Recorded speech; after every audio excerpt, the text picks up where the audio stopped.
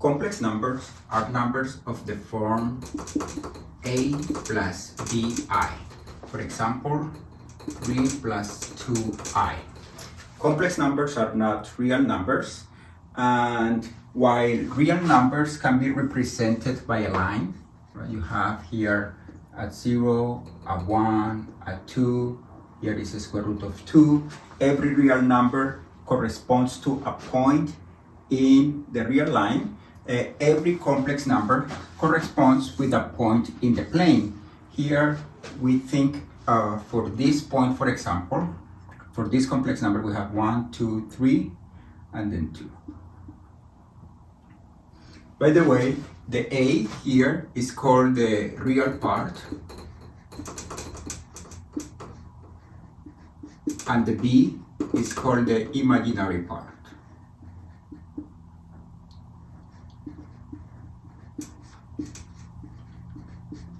Then essentially here in this y-axis we write the imaginary part, and on the x-axis we write the real part. We call it like the real part of C is A, and the imaginary part of C is B, where this is C. Then we can say, for example, here that the real part of 3 plus 2i is 3, and the imaginary part of 3 plus 2i is 2. Then when we have a complex number, we have two numbers, the real part and the imaginary part, and then we can form a pair, and then this point in the plane corresponds with this complex number. Notice that complex number with imaginary part equals 0 are just points in this line, and they are in one-to-one correspondence with real numbers. Let's see how do we operate complex numbers. If we have like 3 plus 2i, and then we want to do the addition plus 4 minus 3i, then essentially what we do is we pretend that this I is like a variable. And if we pretend that this is a variable, then we just add 3 plus 4 is 7, and then 2i minus 3i, it will be minus I, and that means that the real part of this sum is 7, and the imaginary part is -1. This is how we add complex numbers. How do we multiply complex numbers? Essentially, we do the same. We pretend that I is a variable, but then anytime we have an I square, we change it with -1. Let's see this. If we do the product of 3 plus 2i with 4 minus 3i, then we multiply like if we were multiplying an expression with a variable. Then we have 3 times 4 is 12 minus 9i plus 8i minus 6i squared. But then we pretend that I is a variable and we do the product, but then we change the I squared with a -1. Then we have 12 minus, here we can combine these two, it will be minus I minus 6 times -1, and this will be 18 minus I. Then the product of these two complex numbers is this number. Let's do another example. If we have 1/3 minus 2i times 3 plus 9i, then what do I get? I get this times this is 1 plus 3i minus 6i minus 18i squared.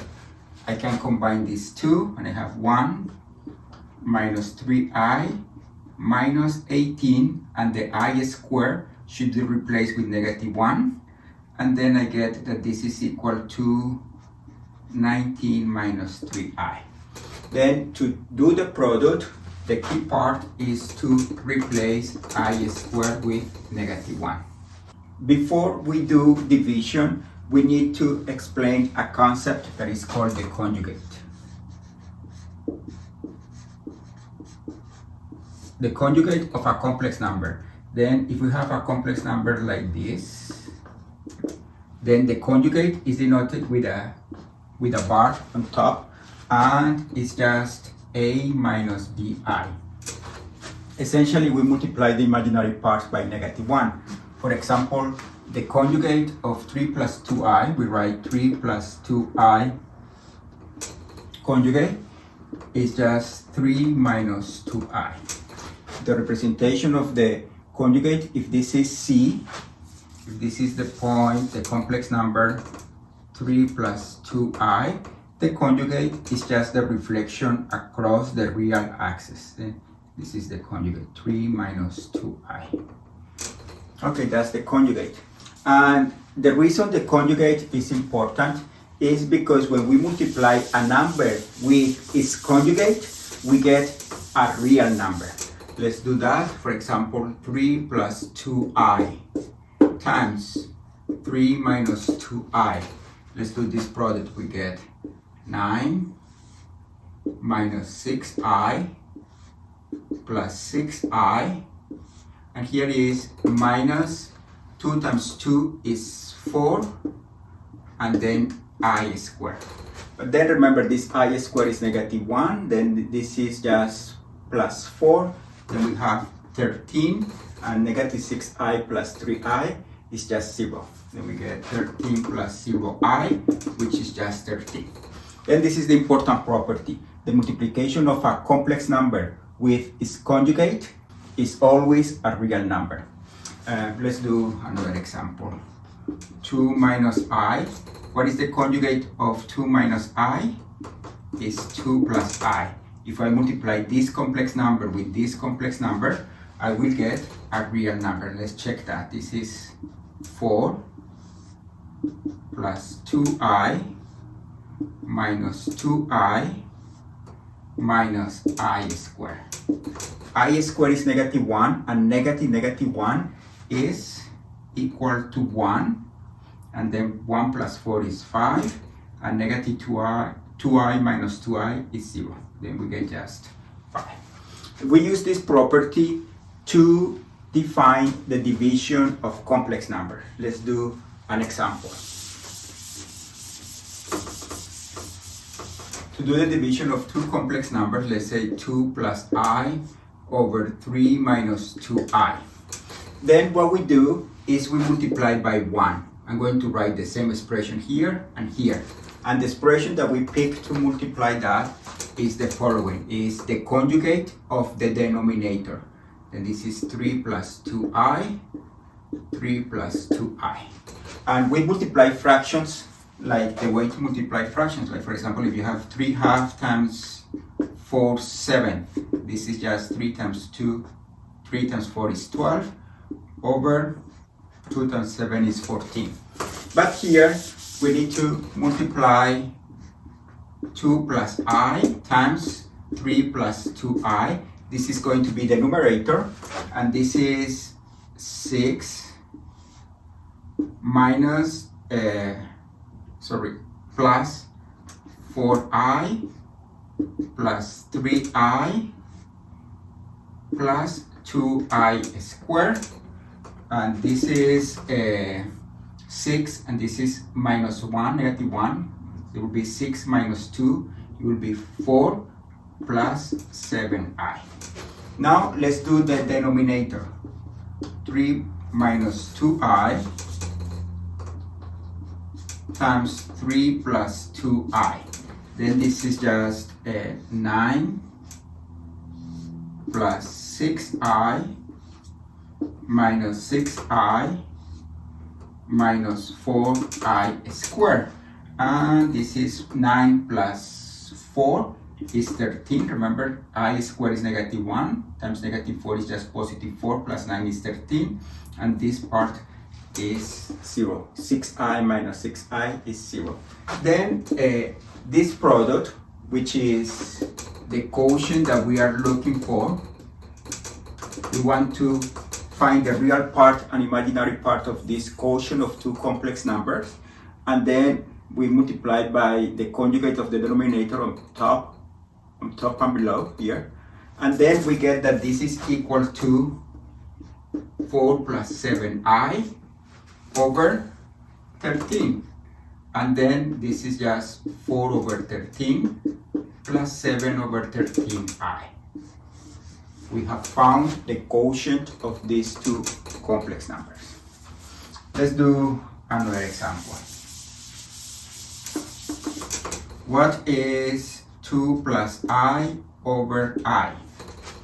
Then what we do is we multiply by the conjugate of I. Notice that I is 0 plus 1 times I.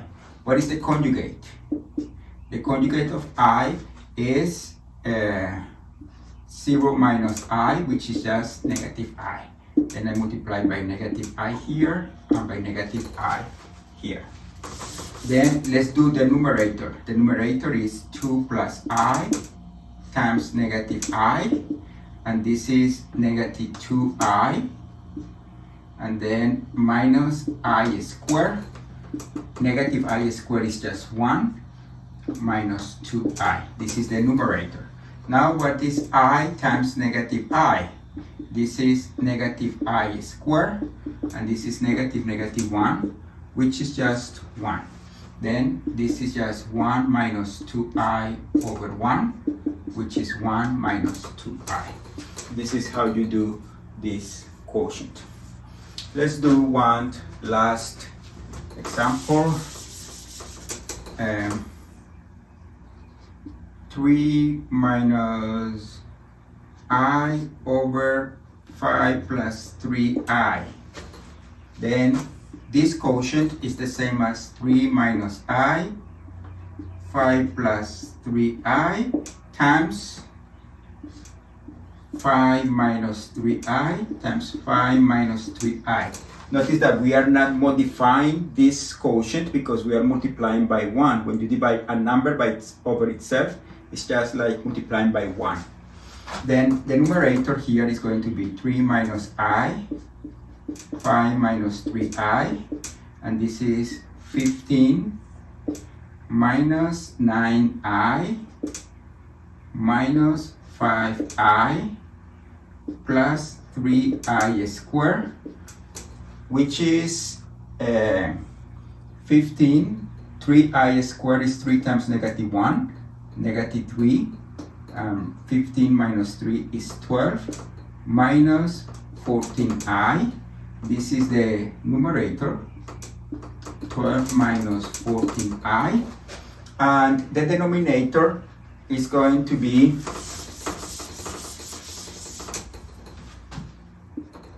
5 plus 3i times 5 minus 3i, and this is 25 minus 59 plus 59 minus 9i squared. But I squared is negative 1 times negative 9 is positive 9 plus 25 is 34, and negative 59 plus 59 is 0. That was expected. When you multiply a number with its conjugate, you get a real number. Then here we have that this product, the product of these two denominators is 34, and then the answer would be 12 over 34 minus 14 over 34i. And if you want to simplify a little bit, this would be like 6 over 17 minus 7 over 17i. The quotient of these two numbers is this complex number.